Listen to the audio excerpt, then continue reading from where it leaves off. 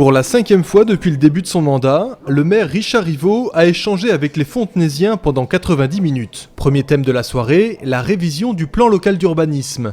La municipalité s'est donnée pour mission de simplifier le PLU et de protéger le cadre de vie. D'après le schéma directeur de la région Île-de-France, Fontenay devra accueillir 275 logements supplémentaires d'ici 2030. La concertation va débuter dans quelques semaines. Le PLU devrait être arrêté à la fin de l'année. En parallèle, une réflexion est menée pour fluidifier la circulation d'ici 2020. Il y a un accès qui a été fait juste avant Saint-Cyr pour prendre l'autoroute A13. Et cet accès travaux, l'objectif c'est de le transformer en accès autoroute. À ce moment-là, toutes les voitures iront à Bois d'Arcy en prenant l'autoroute. Elles ne traverseront plus Saint-Cyr et on sera désaturé dans la traversée vers Versailles. Ça enlèverait 50% des véhicules.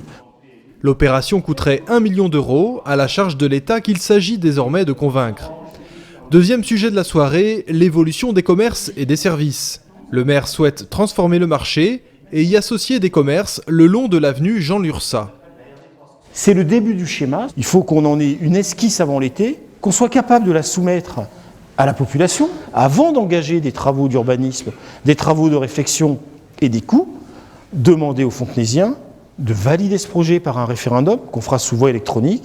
Enfin, le pôle médical verra le jour l'année prochaine au niveau de la résidence Agora. De nouveaux praticiens sont prévus, élargissant enfin l'offre médicale de la ville.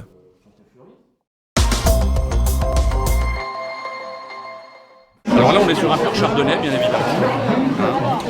Déguster de bons produits du terroir, c'est la promesse du salon Vin et Saveurs qui fêtait sa 4e année à Fontenay-le-Fleury. Du foie gras, du fromage du Cantal, du cochon fumé des Vosges, des olives provençales, sans oublier les grands vignobles français. Toutes ces spécialités régionales étaient une fois de plus représentées.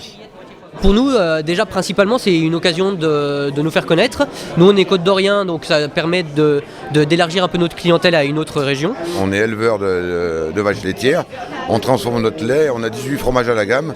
Toute notre production est commercialisée soit sur les marchés, soit sur les petits salons.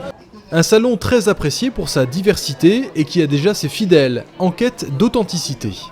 En fait, je connais quand même un petit peu ce marché, donc il y a des produits, des stands sur lesquels je viens parce que je les connais et que je suis toujours séduite et je viens tous les ans me fournir dans les mêmes produits. Et c'est ce que j'aime dans ce marché, c'est qu'il y a toujours des producteurs récurrents qu'on vient voir tous les ans, plus quelques nouveaux qui éveillent la curiosité de tout le monde.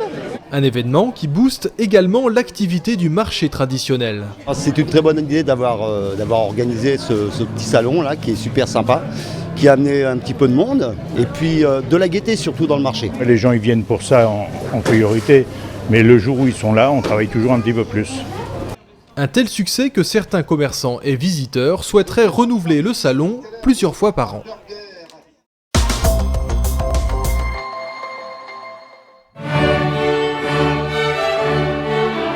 La musique à l'honneur pour la première fois à l'hôtel de ville de Fontenay-le-Fleury. Une trentaine d'élèves issus des écoles de musique de Fontenay, Jouy-en-Josas, Buc et Versailles se sont réunis pour un concert très réussi.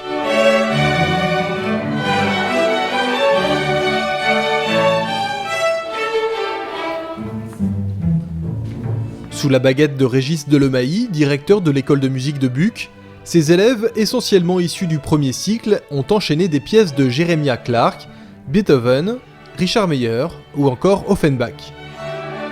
Ça fait énormément progresser les élèves que de travailler comme ça, de se mettre finalement à l'orchestre dès le plus jeune âge.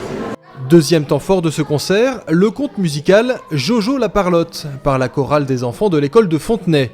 L'histoire de Jojo qui parle tout le temps et se moque de tout, mais qui a du mal à parler d'amour. Si tu t'ennuies dans la vie, si tu veux te marier, Jojo lui a tout compris, il faut se moquer. Une de nos élèves en fait, dans la chorale, sa maman, le cousin de sa maman et le compositeur de Jojo la Parlotte. Donc ça s'est fait un petit peu comme ça et on a écouté et ça nous a plu. Vous êtes sur Radio Jojo, l'émission de radio qui n'en dit jamais trop. Au programme du jour, vous apprendrez tous les ragots. Un spectacle unique qui a rencontré un vif succès avec ses talents en herbe.